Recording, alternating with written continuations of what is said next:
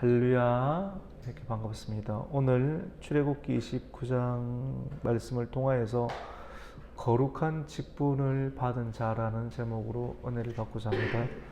출애굽기 29장 말씀은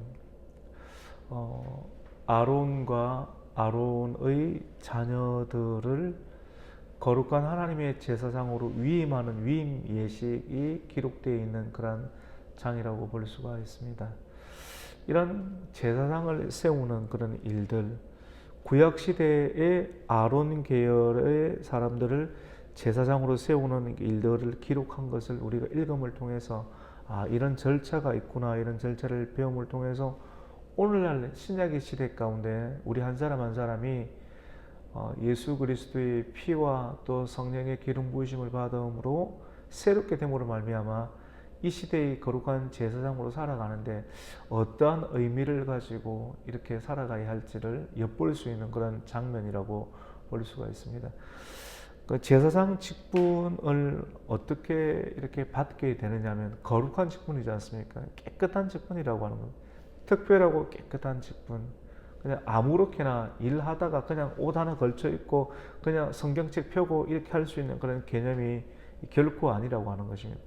하루 이틀 할 것도 아니고 계속 동일한 시간 가운데 하나님의 그 생명의 말씀에 대해서 자기 자신과 또 하나님 앞에서 그리고 많은 사람들 앞에서 하나님이 어떻게 이 세상을 주관하시고 또 사람들을 거룩하게 하고 세워 나갈지를 계속 예배를 통해서 인도하고 또 집행하는 그런 일들은 아무나 할 수 있는 일이 아니고 특별히 위임받은 사람들이 할 수 있다. 그것이 레위인 가운데서도 특별히 아론 계열의 제사장의 계열이다라고 말씀을 하고 있습니다. 그래서 제사장이 어떻게 될 수 있는가를 세 가지 패턴으로 오늘 말씀은 소개를 하고 있는데, 첫 번째로는 물로서 깨끗하게 씻어야 된다라고 이렇게 말씀을 하고 있습니다.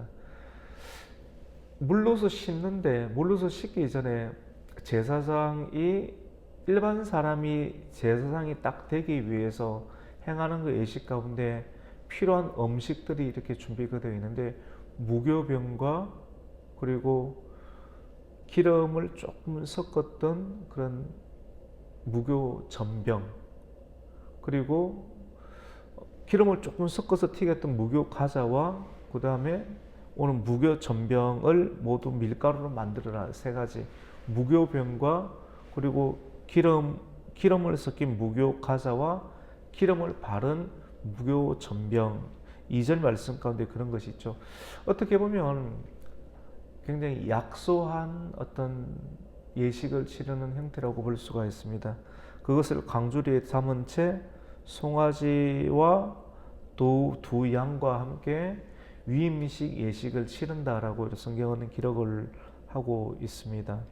물론 흠이 없는 수소 하나와 흠이 없는 순양 둘, 수소 한 마리와 순양 두 마리, 그리고 무교병, 이렇게 화려하지 않은 그런 어떤 음식이지 않습니까? 누룩이 들어가지 않, 무교병에 누룩이 들어가면 굉장히 부풀리지 않습니까? 교회 사이즈도 부풀리고 이렇게. 근데 누룩이 들어가지 않은 병은 그냥 반듯합니다.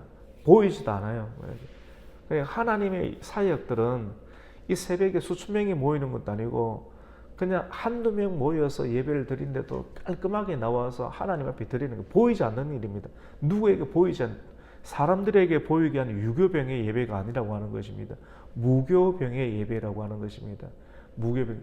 어쩌면 우리 그리스도인들이 살아가는 것은 먹어야 되는 것도 누룩 섞인 부풀린 굉장히 좋은 음식, 영적인 의미예요. 그런 것이 아니라 부풀리지 아니하는 것들을 이렇게 먹고 부풀리지 않은 예식을 하나님 앞에 치르는 인생을 산다라고 볼 수가 있겠죠. 그렇게 한 이유 가운데 가장 첫 번째 예식은 오늘 말씀을 통해서 볼 수 있는 영적인 의미는 물로서 제사장의 몸을 깨끗하게 씻긴다라고 볼 수가 있습니다. 우리가 그리스도인이 되고 나서 내가 예수를 믿기 전에는 그냥 온갖 잡다한 생각, 온갖 다양한 일들을 다 했지 않습니까? 근데 예수님을 믿고 예수님의 길을 걸어갈 때는 생각도 좀 다르고 행동도 좀 달라야 되는 그런 부분이 있는데, 그것이 바로 예수 그리스도의 피로서, 예수 그리스도의 피와 또 중생의 새롭게 하심으로써 우리를 씻어낸다라고 하는 그런 의미를 가지고 있는 것이죠. 그래서 오늘 말씀 가운데 보면, 너는, 우리 4절 말씀 한번 읽어볼까요? 같이 4절을 한번 읽습니다. 시작. 너는 아론과 그의 아들들을 해망문으로 데려다가 물로 씻기고, 해망문으로 교회로 데려가가지고 물로 씻기라고 합니다. 물로 씻긴다는 말은 어떻게 보면 깨끗하게 한다는 것이죠.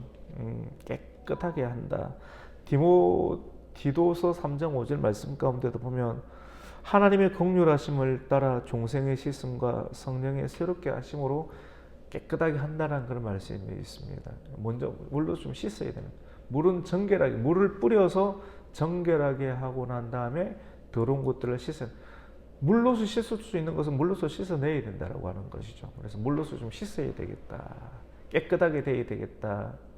사람이 행복하려고 하면 깨끗함이 좀 있어야 됩니다. 깨끗하고 거룩함이 있어야지만이 미래가 보상이 되고 미래가 보이고 오늘 하루도 살아갈 수 있는 그런 역동적인 힘이, 말씀과 가까이 하고 깨끗하게 돼 있는 그 힘이 있어서 가정을 돌볼 수가 있고 아내를 볼 수가 있고 하나님을 볼 수 있는 힘이 이 물로 깨끗하게 씻는 그런 중생의 씻음과 거룩함으로 그 사람은 시작이 될 수가 있다고 볼 수가 있습니다. 두 번째로는 이 거룩한 직분을 받을 때, 첫 번째는 물로서 씻었고요. 두 번째로는 기름을, 성령의 기름 부음을 받는다라고 볼 수가 있습니다. 구약 시대에 성령의 기름 부음 받는다는 것을 어떻게 보면 관유를 기름 부음을 붓는다, 제사장을 세울 때 기름을 붓는 그런 내용이 나오죠. 그 내용이 오늘 7절 말씀 가운데 있습니다. 우리 7절을 한번 읽습니다. 시작. 관유를 가져다가 그의 머리에 바르고, 관유를 머리에 쭉 이렇게, 왕이 될 때, 제사장이 될 때, 선지자가 될 때 그 양뿔에 기름을, 올리브 기름을 부어서 쭉 이렇게 붓죠. 그러니까 하나님의 특별한 제사장의 일들을 감당할 때 기름을 받는다. 이 의미는 오늘날 시대 가운데 우리가 예수 그리스도를 믿고 물로서 씻고 우리가 세례를 받지 않습니까? 물로서 씻고 깨끗하게 된 그 순간 가운데 실질적인 영적인 의미로는 우리가 중생의 새롭게 됨으로, 중생이라고 하는 것은 성령의 일하심을 통하여서, 표면적으로는 목사님이 물을 뿌려서 세례를 주는 것 같은 느낌, 그래서 깨끗해진다는 의미가 있죠. 이렇게. 그런데 그와 함께 예수님께서 요단강에서 세례를 이렇게 받으실 때 그 위에 비둘기 같은 하나님의 기름 부으심이 충만하게 임했던 것을 보게 됩니다. 기름 부으심이 임한, 관유를 붓는다는 것은, 기름을 붓는다는 것은 성령의 기름이 임한다라고 하는 상징적인 의미가 될 수가 있는 것이죠. 성령의 기름 부음을 받게 되면, 이게 이 시대에 누군가 선지자에 와서 머리에 기름을 붓지는 않습니다. 올리브 기름을 막 붓고 이러지도 않아요. 그런데 우리가 말씀을 듣고 또 이 말씀을 붙잡고 기도하고 열렬하게 하나님을 사모하는 마음 가운데, 하나님, 이 시대를 하나님의 뜻 가운데 살아가길 원합니다.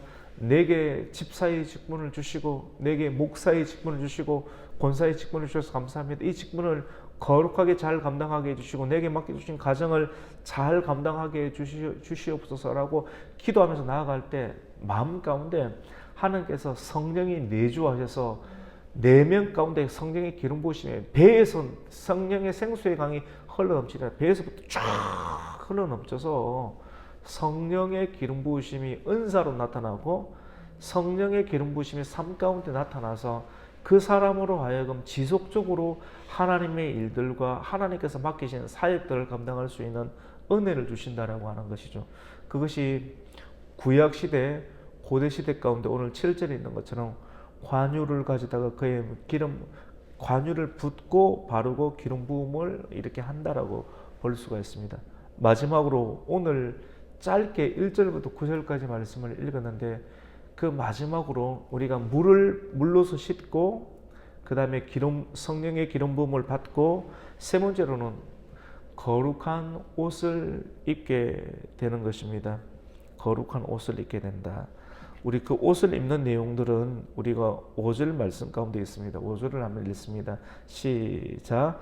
의복을 가져다가 아론에게 속옷과 에봇 받침과 겉옷과 에봇을 입히고 흉패를 달고 에봇에 정교하게 짠 띠를 띠고 그의 머리에 관을 씌우고 그 위에 거룩한 패를 더하고. 제사장이 마지막에 입는 것은 제사장의 옷이라고 볼 수 있습니다.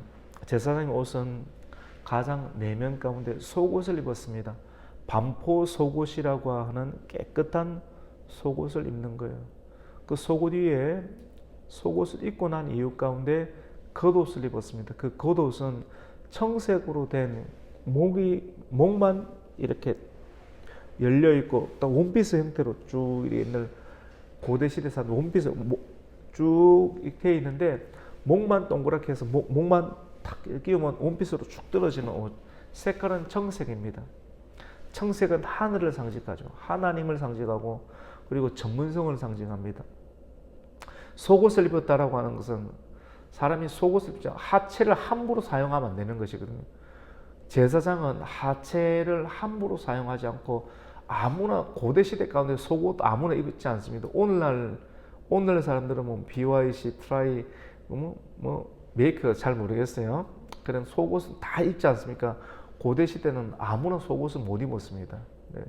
특별한 일을 하는 속옷을 자기를 딱 챙기는 거예요. 함부로 하체를 드러내지도 않고 사용하지도 않고 절제한다라고 하는 의미를 가지고 있는 것입니다. 그리고 깨끗하게 순결하게 거룩한 인생을 살겠다라고 하는 다짐으로 속옷을 잘 입는 거예요. 속옷을 입고 나니 가운데 겉옷을 입고 겉옷을 전문성을 말씀에 대한 전문성 성경 오늘 이 시대의 제사장은 목사님들만 전문성을 가지는 것이 아닙니다. 성도 한 사람 한 사람 집사님들도 전문성 내가 의학 계열에 일하고 있다면 그 계열 가운데 전문성을 가지는 내가 왜 전문성을 가지느냐?